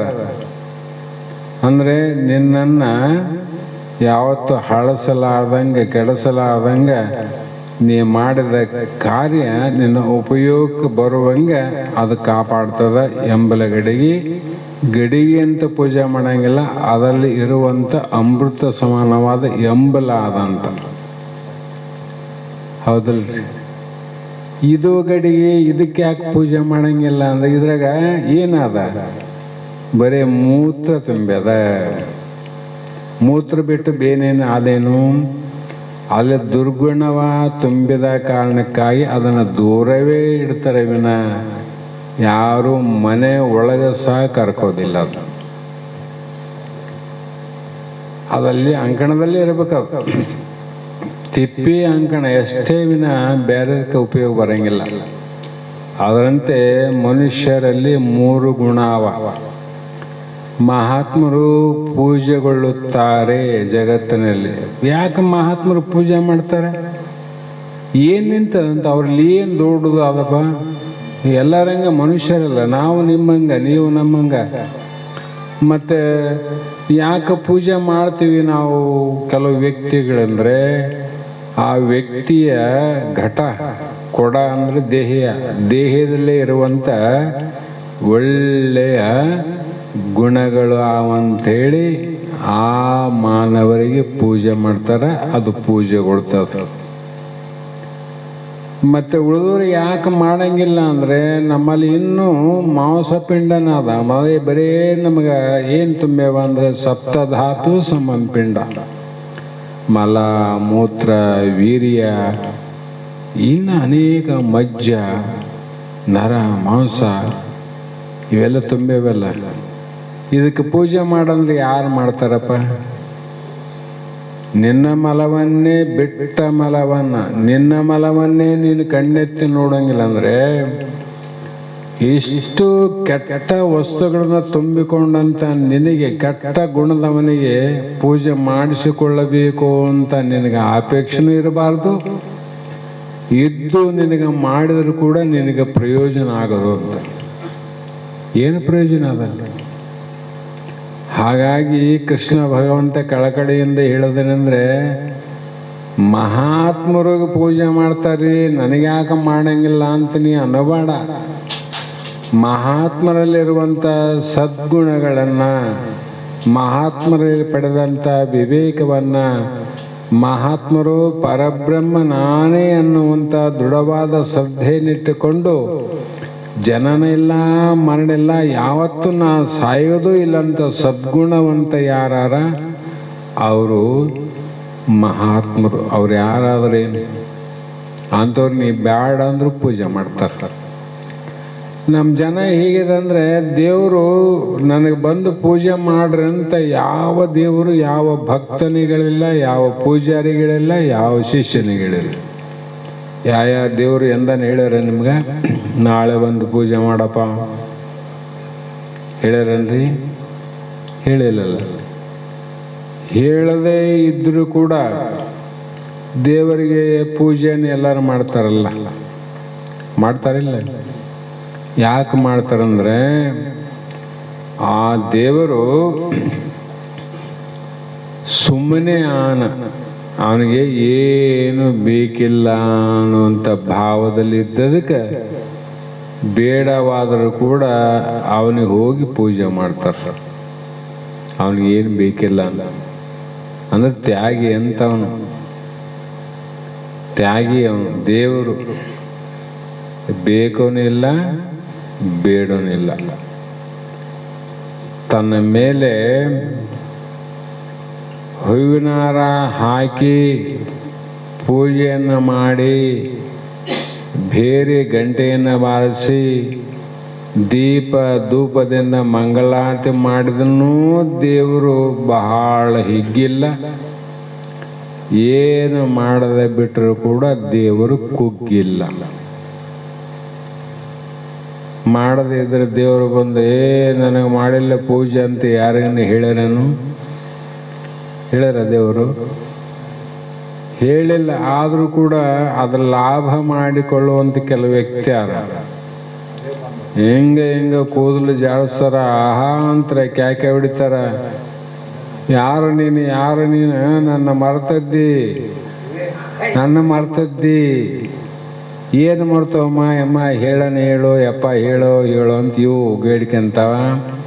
ಎಷ್ಟು ದಿನ ಆಯಿತು ನನ್ನ ಗುಡೆ ಬಳಕಿಲ್ಲ, ಕತ್ಲು ಮಾಡಿ ಕುಂತೀರಿ ಅಂತ ಹೇಳಿದ ಇವರು ಎಲ್ಲರ ಕೈ ಮುಗಿದು ಏನು ಮಾಡಬೇಕು ಅಂದರೆ ಮುಂದಿಂದ ಹೇಳ್ತಾರೆ ಅವರು. ಅದನ್ನು ಮಾಡ್ಕೊಂತ ಹೋಗೋದು. ದೇವ್ರು ಹೇಳ್ತದೆ ಅದು ಕತ್ತಲು ಯಾವುದು ಬೆಳಕು ಯಾವುದು ಗೊತ್ತಿಲ್ಲ ಅಂತ. ಆದರೆ ನೀನು ಬೆಳಕನ್ನು ಹಚ್ಚಿ ದೇವರನ್ನು ನೋಡಬೇಕು ವಿನಃ ದೇವರ ಬೆಳಕಿನಲ್ಲಿ ದೇವರನ್ನು ನೋಡಕ್ಕೆ ಬರಂಗಿಲ್ಲ. ದೀಪ ಹಚ್ಚಿ ದೇವ್ರು ನೋಡ್ತೀವಿಲ್ಲ ಅವು. ಅಂದರೆ ದೇವರನ್ನ ಕಾಣಬೇಕಾಗಿದ್ರೆ ದೀಪದಿಂದ ಕಾಣ್ತದಂತ ಅರ್ಥ ಆಯ್ತು, ಹೌದಲ್ಲ? ಅಂದರೆ ದೇವರಿಗೆ ನಾವು ಕಾಣಂಗಿಲ್ಲ ಅಂತ ಅರ್ಥ ಆಯ್ತಲ್ಲ.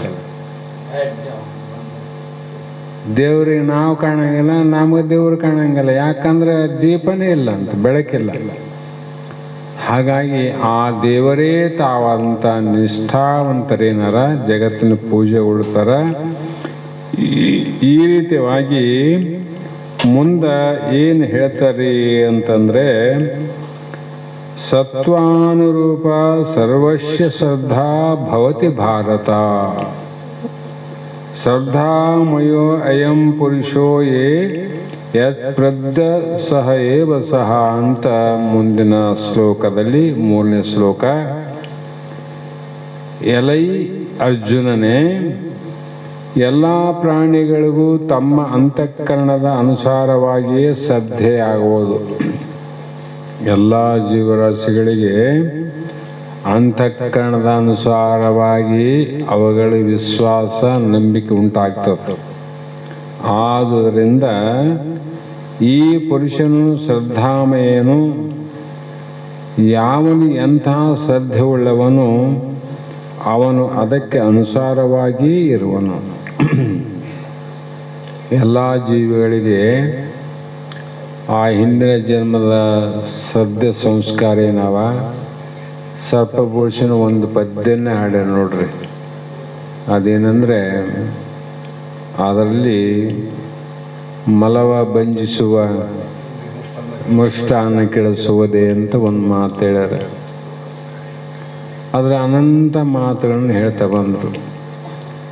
ಅದು ಯಾಕೆ ಮೃಷ್ಟಾನ ಅದಕ್ಕೆ ರುಚಿ ಆಗೋದಿಲ್ಲೋ, ಮತ್ತು ಮಲ ಎಲ್ಲರೂ ಬೇಡವಾದಂಥ ಮಲವನ್ನು ಬಿಟ್ಟರೆ ಅದಕ್ಕೆ ರುಚಿ ಆಗ್ತದ. ರುಚಿ ಆದಂಥ ಮೃಷ್ಟಾನ್ನ ಅದಕ್ಕೆ ಕಹಿ ಆಗ್ತದೆ, ಕೆಟ್ಟ ಅನ್ನಿಸ್ತದೆ. ನಿಜವಾಗಿ ನೋಡಿದ್ರೆ ಮೃಷ್ಟಾನದಲ್ಲಿ ಕೆಟ್ಟದ್ದೇನು ನಾದೇನ್ರಿ? ಶಕ್ತಿ, ಯುಕ್ತಿ, ಬಲ, ವೀರ್ಯ ತಯಾರು ಮಾಡುವಂಥ ಮೃಷ್ಟಾನ. ಅದರಲ್ಲಿ ಏನಾದ, ಮಲದಲ್ಲಿ ಏನಾದ. ಆದರೂ ಕೂಡ ಅದನ್ನೇ ತಿನ್ನಬೇಕಂತ ಅದಕ್ಕೆ ಸಂಸ್ಕಾರ ಅದಲ್ಲ. ಆ ಸಂಸ್ಕಾರದಕ್ಕೆ ಈ ಕಡೆ ಮೃಷ್ಟಾನ ಇಡ್ರಿ, ಆ ಕಡೆ ಮಲ ಇಡ್ರಿ. ಯಾವುದನ್ನು ತಿನ್ನಕ್ಕೆ ಹೋಗ್ತದಂದ್ರೆ ಬಿಟ್ಟ ಮಲವನ್ನೇ ತಿನ್ಲಿಕ್ಕೆ ಹೋಗ್ತದಿವಿನ ಇಟ್ಟ ಮೃಷ್ಟಾನ್ನ ಮುಟ್ಟೋದಿಲ್ಲ ಅಂತ. ಎದುರಿಗಿಟ್ಟು ಪರೀಕ್ಷೆ ಮಾಡ್ರಿ. ಅದರಂತೆ ಎಲ್ಲವೂ ತಿಳ್ಕೋ. ಯಾಕಂದ್ರೆ ಸಾತ್ವಿಕ ಗುಣ ಕಾರ್ಯವಾದಂಥ ಅಂತಃಕರಣವು ಪ್ರಕಾಶ ಸ್ವಭಾವಳ. ಅದಲ್ಲಿ ಪ್ರಕಾಶ ಅಂದರೆ ಎಷ್ಟು ಬೆಳಕು ಬರ್ತದ, ಎಷ್ಟು ಅನುಭವ, ಎಷ್ಟು ಜ್ಞಾನ ಹುಟ್ಟುತ್ತದಂದ್ರೆ ಸೂರ್ಯನಲ್ಲಿ ಪ್ರಕಾಶಕ್ಕೆ ಅಭಾವನೆ ಇಲ್ಲ. ಸೂರ್ಯನಲ್ಲಿ ಬೆಳಕು ಕಡಿಮೆ ಆಯ್ತಂತ ಯಾರನ್ನು ಹೇಳ್ಯಾರೇನು? ಇಲ್ಲೇ ವಿದ್ಯುತ್ತಿನಲ್ಲಿ ಅದು ಸಿಂಗಲ್ ಪೇಸು ಅಂತ ಕಡಿಮೆ ಆಗ್ತದ, ಡಬಲ್ ಪೇಸ್ ಅಂದ್ರೆ ಹೆಚ್ಚಾಗ್ತದೆ. ಸೂರ್ಯನಿಗೆ ಹಿಂಗೆ ಹೆಚ್ಚು ಕಡಿಮೆ ಆಗದೇನು? ಆಗೋದೇ ಇಲ್ಲ, ಆಗನೇ ಇಲ್ಲ. ಹಾಗಾಗಿ ಆ ಸತ್ವವು ಕೆಲವು ಶರೀರಗಳಲ್ಲಿ ಕೆಲವು ಶರೀರಗಳಲ್ಲಿ ದೇವತೆಗಳ ಅಂತಃಕರಣದಂತೆ ಪ್ರಕಟವಾಗುತ್ತದೆ. ಅವ್ರ ಅಂತಃಕರಣ ಹೆಂಗಂದ್ರೆ ದೇವತೆಗಳ ಅಂತಃಕರಣ ಅಂತ. ಅವರು ದೇವರ ಅಂತಃಕರಣ, ದೇವರ ಸ್ವಭಾವ ಉಳ್ಳವರು. ಏನಪ್ಪ ಮನುಷ್ಯ ದೇವ್ರದ್ದಂಗ ನೋಡಂತೀವಿ, ಹೌದಲ್ಲ? ದೇವ್ರದ್ದಂಗ ಅಂತ ಯಾಕಂತೀವಂದ್ರೆ, ನೀನು ಏನು ಮಾಡಿದರೂ ಕೂಡ ದೇವರು ಸಂಬಂಧ ಇಲ್ಲ. ದೀಪ ಹಚ್ಚೋದು ಸಂಬಂಧ ಇಲ್ಲ, ದೀಪವನ್ನು ಆರಿಸೋದು ಸಂಬಂಧ ಇಲ್ಲ. ಯಾಕೆ ಆರಿಸಿದಂತ ನಿನಗೆ ಶಿಕ್ಷಣ ಕೊಡಂಗಿಲ್ಲ, ಯಾಕೆ ಹಚ್ಚಿದ್ದಿ ಅಂತ ನಿನಗೆ ಇನ್ನೊಂದು ಮಾಡಂಗಿಲ್ಲ. ಮಾಡ್ತಾನೆ ದೇವರು. ಅದರಂಗ ಜಗತ್ತಿನ ಜಂಜಾಟದಲ್ಲಿ ನೀ ಏನು ಮಾಡಿ ಆತನನ್ನು, ಆ ವ್ಯಕ್ತಿಯನ್ನು ಶ್ರೇಷ್ಠ ಅಂದ್ರೂ ಕೂಡ ಸಂಬಂಧ ಇಲ್ಲ, ಅವನು ಕನಿಷ್ಠ ಅಂದ್ರೂ ಸಂಬಂಧ ಇಲ್ಲ. ಅಯ್ಯ ಅಂತ ಕರೆದ್ರೂ ಸಂಬಂಧ ಇಲ್ಲ, ಎಲ್ಲೋ ಅಂದ್ರೂ ಕೂಡ ಸಂಬಂಧ ಇಲ್ಲ. ಅಯ್ಯ ಅಂದಾಗ ಹಿಗ್ಗಂಗಿಲ್ಲ, ಎಲ್ಲೋ ಅಂದಾಗ ಕುಗ್ಗಂಗಿಲ್ಲ. ಆ ಸಮತ್ವ ಭಾವದ ಗುಣದ ಸ್ವಭಾವ ಎಲ್ಲಿ ಅದ ಅವರೇ ದೇವರಂತ. ಅವರೆಲ್ಲರೂ ದೇವರೇ. ನಾವು ಅವರಲ್ಲಿ ಗುಣಗಳನ್ನು ನೋಡಿ ತಿಳ್ಕೋಬೇಕು. ಬರೇ ಮಾತುಗಳನ್ನು ನೋಡಿ ತಿಳ್ಕೊಂಡ್ರೆ ಶಾಸ್ತ್ರ ಅಲ್ಲ. ಅವರ ಗುಣ, ಅವರ ಅಂತಃಕರಣ ಎಷ್ಟು ಸ್ವಚ್ಛ ಅದಪ್ಪ ಅನ್ನೋದರಿಂದ ವಿಚಾರ ಮಾಡಬೇಕಾಗ್ಯದ. ಮತ್ತೆ ಕೆಲವು ಶರೀರಗಳಲ್ಲಿ ರಜೋಗುಣದಿಂದ ಯಕ್ಷಾದಿಗಳ ಅಂತಃಕರಣದಂತೆ ರಜೋಗುಣದಿಂದ ಆಧಿಭೂತವಾದ ಸತ್ವಗುಣವುಳ್ಳದ್ದಾಗಿರುವುದು. ಮತ್ತೆ ಕೆಲವು ಶರೀರಗಳಲ್ಲಿ ಭೂತ ಪ್ರೇತಾದಿಗಳ ಅಂತಃಕರಣದಲ್ಲಿ ಅದು ತಮೋಗುಣದಿಂದ ಅಭಿಭೂತವಾದ ಸತ್ವಗುಣವುಳ್ಳದಾಗಿರುವುದು. ಇಲ್ಲಿ ಸತ್ವಗುಣದಲ್ಲಿ 3 ಭಾಗ ಮಾಡಿದ ನೋಡ್ರಿ. ಹಾಗಾಗಿ ನಾವು ಇಲ್ಲಿ ಏನು ವಿಚಾರ ಮಾಡೋದಾದ್ರಿ, ಮನುಷ್ಯರಲ್ಲಿ ಯಾದರೂ ಅಂತಃಕರಣವು ಹೆಚ್ಚಾಗಿ ವ್ಯಾಮಿಸಿತವೇ ಆಗಿರುವುದು. ಇದನ್ನು ತಿಳಿದ ವಿವೇಕ ಮನುಷ್ಯನು ಗುರುಶಾಸ್ತ್ರಾದಿಗಳ ಜ್ಞಾನದಿಂದ ರಜೋಗುಣ ತಮೋಗುಣಗಳನ್ನು ನಾವೇನು ಮಾಡಬೇಕು? ತುಳಿಬೇಕು. ಅವು ತುಳಿಬೇಕು ಅಂದ್ರೆ ಅರ್ಥ ಏನಂದ್ರೆ, ತೆಗೆದು ಹಾಕಬೇಕಂತೆಲ್ಲ, ತೆಗೆದು ಹಾಕ್ಲಿಕ್ಕೆ ಬರಂಗಿಲ್ಲ. ಅವುಗಳು ಏಳದಂತೆ ನಾವು ತಡಿಬೇಕಂತ. ತಮೋಗುಣದ ಪಾಪ ಕಾರ್ಯಗಳಿಗೆ ಹೋಗ್ತಿತ್ತು ಅಂದ್ರೆ ತಡಿ. ರಜೋಗುಣದಿಂದ ಚಂಚಲ ಆತಿತ್ತು ಅಂದ್ರೆ ಅನ್ನು ತಡಿ. ನಿಶ್ಚಿಂತನಾಗಿ ನೀವು ಮುಕ್ತಿಯನ್ನು ಪಡಿ ಅಂತ ಶಾಸ್ತ್ರ ಇರ್ತದೆ. ಇವೆಲ್ಲಿವರೆಗೂ ಅಲ್ಲಿವರೆಗೂ ನಮ್ಮ ಚಿಂತೆ ಹೋಗೋದಿಲ್ಲ ನೋಡ್ರಿ. ತಮೋಗುಣ ರಜೋಗುಣ ಎಲ್ಲಿ ಅದ ಅಲ್ಲೇ ಚಿಂತೆ ಭಾಳ ಇರ್ತಾವ. ಚಿಂತಿಸದಿರು ಸುಖ ದುಃಖದ ಎಡೆಗಳು ನೀನೆಂತು ತಿಳಿದ ಬಳಿಕ ಜೀವನ ಅಂತ ಹೇಳ್ತೀವಿ ಎಲ್ಲರೂ. ಆ ಚಿಂತೆ ಯಾಕೆ ಹೇಳ್ತಾವಂತ? ನಿನಗ ಕಾಲು ಯಾಕೆ ಕುಂಡ್ತಿದ್ದಿ ಅಂದ್ರೆ ಒಳಗೆ ಮುಳ್ಳು ಚುಚ್ಕೊಂಡಿದ್ದೆ ಅಂತ. ಮುಳ್ಳು ತಾನೇ ಬಂದು ಚುಚ್ಚೋದು, ಮುಳ್ಳಿನ ಮೇಲೆ ನೀನೇ ಕಾಲಿಟ್ಟಿದ್ದು? ಇಲ್ಲಿ ವಿಚಾರ ಮಾಡವ. ಮುಳ್ಳಿನ ಮ್ಯಾಗ ನೀನೇ ಇಟ್ಟಿದ್ದಿ, ಚುಚ್ಕೊಂಡಿದ್ದಿ. ನೀನೇನಂತಿದ್ದಿ? ಮುಳ್ಳು ನೆಟ್ಟಿತ್ತು ನೋಡಪ್ಪ, ಮುಳ್ಳು ನೆಟ್ಟದಂತಿದ್ದಕ್ಕೆ ಬಂದು. ಮುಳ್ಳು ತಾರ ಬಂದು ಚುಚ್ತದನ್ರಿ. ಇದಕ್ಕೇನಂದ್ರು ಅವಿವೇಕ ಅಂತ. ನೀನು ಮುಳ್ಳಿನ ಮೇಲೆ ಕಾಲಿಟ್ಟು ಮುಳ್ಳಿನ ಚುಚ್ಚಿಕೊಂಡು ಆ ಮುಳ್ಳಿನ ಬಾಧೆಯನ್ನು ತಡಿಲಾದ ಮುಳ್ಳಿನ ಮೇಲೆ ಆರೋಪ ಮಾಡ್ತ ನೋಡು. ಪಾಪ ಮುಳ್ಳೇನು ಮಾಡಿಲ್ಲ? ಏನು ಮಾಡಿಲ್ಲ. ಬಹಳ ಶಾಸ್ತ್ರದಲ್ಲಿ ಈಗ ಹೋಗ್ತಾ ಹೋಗ್ತಾ ಒಂದೊಂದ್ಸಲ ನಾನು 2-3 ಸಲ ಬಡಿಸ್ಕೊಂಡಿನಿ ಮೇಲೆ ಹಣೆಪಟ್ಟಿ. ಬಿಡಿದಾಗ ಬೇನೆ ಹತ್ತಲ್ಲ. ಏನಾಯ್ತಪ್ಪ? ಕದ ಬಡಿತಪ್ಪ, ಹಣೆಪಟ್ಟಿ ಬಡಿತಪ್ಪ. ಕದ ಹಣೆಪಟ್ಟಿ ನಾವು ಬಂದು ಬಡಿತದನ್ನದು. ನಾನು ಬಡಿಸ್ಕೊಂಡು ಕದ ಬಡಿತೇಂತೀವಿ. ಆರೋಪ ಯಾರ ಮೇಲೆ ಮಾಡಿದೀವಿ? ಕದದ ಮೇಲೆ ಮಾಡಿದೀವಿ. ಪಾಪ ಅದೇನು ಮಾಡೋದ? ಹಂಗಾಗಿ ಈ ಗುಣಗಳಲ್ಲಿ ಏನದ, ನಾವು ಅದರ ಗುಣಗಳನ್ನು ಇಟ್ಟುಕೊಂಡು ಚಿಂತೆ ಮಾಡಲಿಕ್ಕೆ ಪ್ರಾರಂಭ ಆಯ್ತು ನೋಡು. ಅಂದ್ರೆ ತಪ್ಪು ಗುಣಗಳದು ಅಥವಾ ನಾವು ಇಟ್ಕೊಂಡವ್ರದ್ದು ತಪ್ಪಂತಿರೋ, ಗುಣಗಳದ್ದು ತಪ್ಪಂತಿರೋ? ನಾವು ಇಟ್ಕೊಂಡವ್ರು ತಪ್ಪು. ಅದಕ್ಕಾಗಿ ಏನು ಮಾಡು ಅಂದರೆ, ನೀನು ಈ ಸತ್ವ ಗುಣವುಳ್ಳವನಾಗಿ ಮಾಡಿಕೊಂಡು, ಅಂದರೆ ವಿಚಾರ ವಿವೇಕವನ್ನು ಮಾಡಿಕೊಂಡು, ಅಂತಃಕರಣ ಶಾಸ್ತ್ರ ಶ್ರವಣದಿಂದ ವಿವೇಕ ಜ್ಞಾನವಿಲ್ಲದೆ ಸರ್ವರಿಗೆ ತಮ್ಮ ಅಂತಃಕರಣಾನುಸಾರವಾಗಿ ಶ್ರದ್ಧೆಯಾಗುವುದು. ಶಾಸ್ತ್ರಜ್ಞಾನ ಇದ್ದವರಿಗೆ ಹಿಂಗಾಯ್ತು, ಅಜ್ಞಾನ ಇಲ್ಲದವ್ರಿಗೆ ಹಂಗಾಯ್ತು ನೋಡ್ರಿ. ಚಿಂತೆ ಯಾರಿಂದ ಆಯ್ತಪ್ಪ?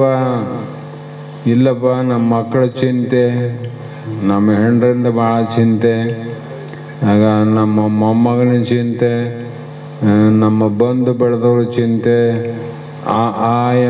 ಆಯಮ್ಮನ ತಂದೆ ತಾಯಿ ಚಿಂತೆ, ಆ ಸೊಸೆ ಅಣ್ಣ ತಮ್ಮರ ಚಿಂತೆ. ಅವ್ರ ಚಿಂತೆ ನೀನು ಯಾಕೆ ಮಾಡ್ತಿದ್ದೋ ಅಂತ ಇವ್ರು ಅಂತಾರೆ. ಅವ್ರನ್ನ ತಂದು ನೀನು ಯೋಚನೆ ಮಾಡೋದಕ್ಕೆ ನಿನಗೆ ಚಿಂತೆ ಆಯ್ತಲ್ಲ. ಅಂದಾಗ ನೀನು ಇಲ್ಲಿ ವಿವೇಕವುಳ್ಳವನಾಗಿ ಶಾಸ್ತ್ರಜ್ಞಾನ ತಿಳ್ಕೊ. ಅವ್ರು ಯಾರು, ನೀನು ಯಾರು? ಅವರಿಗೆ ನಿನಗೆ ಸಂಬಂಧ ಏನದ? ಅವರನ್ನು ಉದ್ಧಾರ ಮಾಡೋದಕ್ಕೆ, ಕಲ್ಯಾಣ ಮಾಡೋದಕ್ಕೆ ನೀನು ಬ್ರಹ್ಮನಲ್ಲ, ನೀನು ವಿಷ್ಣುನಲ್ಲ, ನೀನು ರುದ್ರನಲ್ಲ. ನಮ್ಮ ಶರೀರವನ್ನೇ ನಾವು ಕಾಪಾಡಿಕೊಳ್ಳುವಂಥ ಅಸಮರ್ಥರು, ನಮ್ಮ ಚಿಂತೆಗಳನ್ನು ಕಳೆದುಕೊಳ್ಳಲಾರಂಥ ಅಸಮರ್ಥರು ನಾವೇ ಆಗಿದ್ದು, ಇನ್ನೊಬ್ಬರಿಗೆ ನಾವು ಚಿಂತೆ ಮಾಡಬೇಡಿರಿ ಅಂತ ಹೇಳ್ತೇವಲ್ಲ, ಇದು ಅಪಹಾಸ್ಯ ಅಂತಿದ್ದು. ಇದಕ್ಕೆ ಏನಂತಿದ್ದಿ? ಅಪಹಾಸ್ಯ. ಅದಕ್ಕೆ ಮಹಾತ್ಮರು ನಮ್ಮನ್ನು ನೋಡಿ ನಗುತ್ತಾರಂತ. ಸಾಮಾನ್ಯರು ನಮ್ಮನ್ನು ಕೊಂಡಾಡ್ತಾರೆ, ಏನಪ್ಪ ಆ ಯಜಮಾನಲ್ಲ ಪಾಪ ನಮ್ಮ ಸಲುವಾಗಿ ಎಷ್ಟು ಚಿಂತೆ ಮಾಡ್ತಾನೆ ನೋಡು ಅಂತ ಅವ್ರಂತಾವ. ಅವ್ರು ಅಂದಂಗಲ್ಲ, ಇದು ಹೊಟ್ಟೆ ಉಬ್ಬಿಸಿ ನೋಡ್ರಿ. ಆಯ್ತು, ಹೊಟ್ಟೆ ಉಬ್ಬಿಸಿ ಅವ್ರು ನೆನೆಸ್ತಾರೆ, ಇವ್ರು ನೆನೆಸ್ತಾರೆ, ಅವ್ರು ಕೊಂಡಾಡ್ತಾರೆ, ಇವ್ರು ಕೊಂಡಾಡ್ತಾರೆ ಅಂತ ಈ ಕಡೆ ಇದು ಕೊಂಡಡೆಗೆ ಹೋಯ್ತೀವಿನ ಕೊಂಡಡೆಗೆ ಬಿತ್ತು. ಬಿಡುಗಡೆ ಆಗಿರಲಿಲ್ಲ. ಹಾಗಾಗಿ ಮಹಾತ್ಮರು ಏನು ಹೇಳ್ತಾರೆ ಅಂದರೆ, ನಾವು ಹೇಳ್ತೀವಿ ಅಂತ ಮಾಡಬೇಡ್ರಿ, ಇನ್ನೊಬ್ಬರು ಹೇಳ್ತಾರಂತ ಮಾಡಬೇಡ್ರಿ, ಶಾಸ್ತ್ರ ಶ್ರವಣವನ್ನು ಮಾಡ್ರಿ. ಶಾಸ್ತ್ರ ಏನು ಹೇಳ್ತಾನೆ ನಿನಗೆ, ಆ ಪ್ರಕಾರವಾಗಿ ಶ್ರದ್ಧೆ ಎನ್ನುವುದು ಬಹಳ ವಿಚಿತ್ರ ಅದ. ನೀನು ಎದರ ಮೇಲೆ ಇಡ್ತಿದ್ದಿ ಅದು ನಿನಗೆ ಏನು ಮಾಡ್ತದ? ಫಲವನ್ನು ಕೊಡ್ತದ. ತಮಗುಣದಲ್ಲಿ ಇಟ್ಟು ವಿಶ್ವಾಸ ಅಂದರೆ ತಮಗುಣಕ್ಕೆ ಕರ್ಕೊಂಡು ಹೋಗ್ತದೆ. ರಜಗುಣದಲ್ಲಿ ವಿಶ್ವಾಸ ಇಟ್ಟು ರಜಗುಣದೇ ಸಂಸ್ಕಾರ ಬೆಳಿತಾವ. ಸತ್ವ ಗುಣದಲ್ಲಿ ನೀನು ಶ್ರದ್ಧೆ ಇಟ್ಟಂದ್ರೆ ನೀನೇನಾಗ್ತದೆ? ಸಾರ್ಥಕ ಆಗಿಬಿಡ್ತದ. ಸತ್ವಗುಣ ನಮ್ಮೆಲ್ಲ ಸಾರ್ಥಕ ಮಾಡ್ತದ. ಆ ಕಾರಣಕ್ಕಾಗಿ ಈ ಪುರುಷನಿಗೆ ನಿಷ್ಠೆ ಇರಬೇಕಂತ. ನಮಗೇನಿರಬೇಕು? ನಿಷ್ಠೆ ಅಂದಲೇ ಮರಿಬೇಡ್ರಿ. ಎಲ್ಲಿ ನಿಷ್ಠೆ ಇರಬೇಕಂತ ಸ್ವಚ್ಛ ಮಾಡ್ಕರಿ, ಸಂಶಯ ಬರಬಾರ್ದು. ವೇದಗಳಲ್ಲಿ ನುಡಿದಂಥ ಭಗವಂತನ ಯಾವ ವೇದ ವಾಕ್ಯದ ಮಹಾವಾಕ್ಯಗಳವ, ಆ ಮಹಾವಾಕ್ಯದಲ್ಲಿ ಶ್ರದ್ಧೆ, ಆ ಮಹಾವಾಕ್ಯವನ್ನು ಬೋಧಿಸುವಂಥ ಸದ್ಗುರುವಿನಲ್ಲಿ ಶ್ರದ್ಧೆ. ಶಾಸ್ತ್ರಗಳಲ್ಲಿ, ಗುರು ವಚನದಲ್ಲಿ, ಇವೆರಡರಲ್ಲಿ ಶ್ರದ್ಧೆ ಇಟ್ಟಿಲ್ಲ, ನಮ್ಮ ಜನ್ಮ ಸಾರ್ಥಕ ಆದಂಗೆ. ಹಿಂದೆ ಎಷ್ಟೆಷ್ಟೋ ಮಹಾತ್ಮರು ಕೇಳಿವಲ್ಲ, ಯಾರಲ್ಲಿ ಶ್ರದ್ಧೆ ಇಟ್ಟು ಅವರು ಮುಕ್ತರಾದರು. ಗುರುವಾಕ್ಯದಲ್ಲಿ, ಶಾಸ್ತ್ರದ ವಚನ ಉಪದೇಶದಲ್ಲಿ ಶ್ರದ್ಧೆ ಇಟ್ಟರು, ಅವರೆಲ್ಲ ಮುಕ್ತರಾಗಿ ಹೋದರು. ಅದಕ್ಕಾಗಿ ನೀನು ಕೂಡ ಶಾಸ್ತ್ರಜನ್ಯ ಜ್ಞಾನಕ್ಕೆ ಭಾಗಿಯಾಗೋ. ಅವರಿವರ ಮಾತುಗಳಿಗೆ ನೀನು ಭಾಗವಹಿಸಬೇಡ. ಶಾಸ್ತ್ರದ ವಾಕ್ಯದಲ್ಲಿ ಭಾಗವಹಿಸು. ಶಾಸ್ತ್ರದ ವಾಕ್ಯಗಳಲ್ಲಿ ನೀನು ಆಟವನ್ನು ಆಡು. ಶಾಸ್ತ್ರದ ವಾಕ್ಯದಲ್ಲಿ ಪಾಠವನ್ನು ಮಾಡು. ಶಾಸ್ತ್ರ ಹೇಳಿದಂತೆ ನೀನು ಶ್ರವಣ ಮನನ ನಿಧಿಧ್ಯಾಸವನ್ನು ಮಾಡಿಕೊಂಡು ಈ ಭೌಕ ಬೀಜ ಏನದ ಭವದ ಬೇರು ಕಿತ್ತ ಬಿಸಿಲಬಲ್ಲನೆ ಜಗಕ್ಕೆ ಅವನು ಹಿರಿಯನು. ದೊಡ್ಡವನು ಯಾವಾಗ ಆಗ್ಬೇಕಪ್ಪ? ಈ ಭವದ ಜನನ ಮರಣಕ್ಕೆ ಯಾವುದೋ ಅಜ್ಞಾನ ಕಾರಣ ಆಗ್ಯದ. ಆ ಅಜ್ಞಾನವನ್ನು ಬೇರು ಸಹಿತ ಕಿತ್ತು ಬಿಸಾಕಬಲ್ಲವನು ಅವರಿಗೆ ಹಿರಿಯರು ಅಂತ ಸರ್ಪಭೂಷಣರು ಕೂಡ ಹೇಳ್ಯಾರ. ಇಲ್ಲಿ ಸಮಯ ಆಗ್ಯದ. ಈಗಾಗಲೇ ಸದ್ಗುರು ಬಸವಾನಂದರ ಸಿದ್ಧಾರೂಢರ ಶಕ್ತಿ ಸಾಮರ್ಥ್ಯ ಭಾಳ ಅಗಾಧವಾದದ್ದು. ಅವರ ವಾಕ್ಯದಲ್ಲಿ ಶಾಸ್ತ್ರಗಳಲ್ಲಿ ಯಾರು ವಿಶ್ವಾಸ ಇಟ್ಟಾರ ಅವ್ರಿಗೆ ಗೊತ್ತಾಗ್ತದೆ, ಅಂತಃಕರಣದಲ್ಲಿ ಗೊತ್ತಾಗ್ತದೆ. ಉದಾಹರಣೆ, ಮೊನ್ನೆ ದಿನ ನಾವಿಲ್ಲಿ ಮಾತಾಡ್ತಿದ್ದೀವಿ. ಆ ಮಾತಾಡುವಾಗ ಅಲ್ಲಿ ನಮ್ಮ ಮಠದ ಮುಂದೆ ದೊಡ್ಡ ಹೊಂಡ ಮಾಡಕತ್ತಾರೆ. ಪೂಜೆ ನೋಡಿದಲ್ಲಿ ನಿನ್ನೆ ಮಲ್ಲಾಪುರ ಮಠದಲ್ಲಿ ತೋಡಕತ್ತಾರೆ. ಅವ್ರ ಉದ್ದೇಶ ಏನಂದರೆ ರೋಡಿಗೆ ಮರ ಮಾರಾಟ ಕೊಟ್ಟಾರ. ತೆಗ್ಗಾದರೆ ಮಳೆಗಾಲದಲ್ಲಿ ಬೇರೆ ರೂಪದಿಂದ ನೀರನ್ನು ಸಂಗ್ರಹಿಸಿ ತಮ್ಮ ವ್ಯವಸಾಯಕ್ಕೆ ಅನುಕೂಲ ಆಗಲಿ ಅಂತ ಅದನ್ನು ಮಾಡ್ಯಾರ. ಮೊನ್ನೆ ನಾವು ಮಾತಾಡ್ತಿದ್ದೀವಿ, ಅಲ್ಲೇ ಒಂದು ದೊಡ್ಡ ಕೆರೆ ಆಗ್ತದ, ಮುಂದೆ ನೀರು ಸಂಗ್ರಹ ಆಗ್ತದ, ದಾರಿ ಹಿಡಿದು ಹೋಗೋರಿಗೆ ಬರೋರಿಗೂ ಅನುಕೂಲ ಆಗ್ತವ, ಅಲ್ಲಿ ನೀರಿನ ವ್ಯವಸ್ಥೆ ಯಥೇಚ್ಛಾಗ್ತದ. ಆದರೂ ಕೂಡ ಅದ್ರ ಒಳಗಡೆ ಒಂದು 100-200 ಫೀಟು ಒಂದು ಬೋರ್ ಹಾಕಿದ್ರೆ ಅವ್ರಿಗೆ ನೀರು ಸಾಕಷ್ಟು ಆಗ್ತದ ಅಂತ ನಾವು ಸುಮ್ಮನೆ ಮಾತಾಡ್ತಿದ್ದೀವಿ. ನಿನ್ನೆ ದಿನ ಅವರೇ ಹೇಳಿದರು, ಬೆಳಕರದಲ್ಲಿ 5 ಫೀಟ್ ನೀರು ಬಂದವಂತ. ಬೋರ್ ಹಾಕಿಲ್ಲ, 5 ಫೀಟು ಅಷ್ಟು ಅಗಲಲ್ಲಿ 5 ಫೀಟ್ ನೀರು ಬಂದವಂತ. ನೋಡ್ರಿ, ಅದು ಎಷ್ಟು ಜಲೆ ಬಂದಿರ್ಬೋದು ಅಂತ. ಮತ್ತು ನಾವು ಇವತ್ತು ರಾಯಚೂರಿಗೆ ಹೋಗಿದ್ವಿ. ಯಾಕಂದ್ರೆ ನಿನ್ನೆ ಅಲ್ಲಿಯ ಸ್ವಲ್ಪ ವಯಸ್ಸಾದವರಿಗೆ, ಮುದುಕರಿಗೆ, ಕೂಡ್ಲಿಕ್ಕೆ ಬರಲಾರ್ದವರಿಗೆ ಕೆಳಗೆ ಕೂಡಕ್ಕೆ ತೊಂದರೆ ಆಗ್ತದ, ಒಂದು ಸ್ವಲ್ಪ ಚೇರ್ ಇದ್ದರೆ ಅಂಥವ್ರು ಕೂಡ್ಲಿಕ್ಕೆ ಅನುಕೂಲ ಆಗ್ತದ ಅಂಥೇಳಿ ಮೊನ್ನೆನೇ ವಿಚಾರ ಮಾಡಿದ್ವಿ. ಪರ್ಮಿಷನ್ ನಾವು ರಾಯಚೂರಿಗೆ ಹೋಗಿ ನೋಡಿ ಕಳಿಸೋಣ ಅಂತ ವಿಚಾರ ಮಾಡಿದ್ವಿ. ಅದೇ ಪ್ರಕಾರ ಇವತ್ತು ರಾಯಚೂರಿಗೆ ಹೋದ್ವಿ. ಹೋಗಿ ಆ ಕುರ್ಚಿಗಳಿರುವಂಥ ಅಂಗಡಿಗೆ ಹೋದ್ವಿ. ಅಂಗಡಿಯಲ್ಲಿ ವ್ಯವಹಾರವನ್ನು ಮಾಡಿದ್ವಿ. ನಮಗೊಂದು 10 ಕುರ್ಚಿಗಳು ಬೇಕು, ಸ್ವಲ್ಪ ರೇಟನ್ನು ನೋಡಿ ಹಾಕ್ರಿ, ಇದು ಮಠಕ್ಕೆ ಅಂತ ಹೇಳಿದ್ವಿ. ಆಯಿತು ಗುರುಗಳೇ, ನೀವು ಹೇಳಿದ ರೇಟಿಗೆ ಕೊಡ್ತೀನಿ ಅಂತ ಒಪ್ಪಿಕೊಂಡ. ಅಷ್ಟರೊಳಗೆ ನಮ್ಮ ಹನುಮಂತು ಫೋನ್ ಮಾಡಿದ, ಮಲ್ಲಾಪುರಕ್ಕೆ ಫೋನ್ ಮಾಡಿ, ನೀವು ಯಾರನ್ನ ಗಾಡಿ ತೊಗೊಂಡು ಬರೋರಿದ್ರೆ ಇಲ್ಲಿಂದ ನೀವು ಮಠಕ್ಕೆ ತೊಗೊಂಡು ಹೋಗ್ಲಿಕ್ಕೆ ಅನುಕೂಲ ಆಗ್ತದ ತಿಳಿಸೋಮಂತ ಫೋನ್ ಮಾಡಿದ. ಫೋನ್ ಮಾಡಿದಾಗ, ಇಲ್ಲ ಹಿಂಗೆ ಕುರ್ಚಿ ತೊಗೊಳಕ್ಕೆ ಬಂದಾರ ಗುರುಗಳು, ಇನ್ನು ನೋಡೋಕೆ ಅಂಗಡಿಗೀವಿ, ಇಂಥ ಅಂಗಡಿ ವಿಳಾಸ ರಸೀಟು ನಿಮ್ಗೆ ಹಾಕ್ತೀವಿ, ನೀವು ಇವತ್ತನೇ ಬರ್ರಿ, ನಾಳೆನೇ ಬರ್ರಿ, ಯಾವಾಗ ಬಂದಾಗ ಇವನ್ನ ತೊಗೊಂಡು ಹೋಗ್ರಂತ ಹೇಳಕ್ಕೆ ಮಾಡಿದ್ರೆ, ಇಲ್ಲಪ್ಪ ಕುರ್ಚಿ ತಗೋಬಾಡ್ರಿ, ಈಗ ಸದ್ಯ ಹೊಸಪೇಟೆಯವರು 8-10 ಕುರ್ಚಿ ತಂದು ಇಟ್ಟು ಹೋಗ್ಯಾರಂದ್ರು ಅವರು. ನಾನು ಯಾಕೆ ಹೇಳ್ತೀನಿ ಮಾತಂದರೆ, ನಮ್ಮ ಶಕ್ತಿ ಪ್ರದರ್ಶನ ಅಂತಲ್ಲ, ಇದು ಸದ್ಗುರು ಸಿದ್ಧಾರೂಢ ಮಹಾಸ್ವಾಮಿಗಳ, ಸದ್ಗುರು ಬಸವಾನಂದರ ಶಕ್ತಿ ಅನ್ನೋದು ಯಾವ ರೀತಿ ಇರ್ತದ, ಇದನ್ನೇ ಬೇರೆ ದೊಡ್ಡ ಪವಾಡ ಅಂಥೇಳಿ ಮಂದಿಗೆ ಹೇಳ್ಕೊಂತ ಹೋಗ್ತಾರೆ. ಇದು ಪವಾಡಲ್ಲೇನು? ನೀರಿನ ಸುದ್ದಿ ಮಾತಾಡ್ವಿ, ನೀರು ಬಂದ ಬೆಳಕರಿದರಾಗ.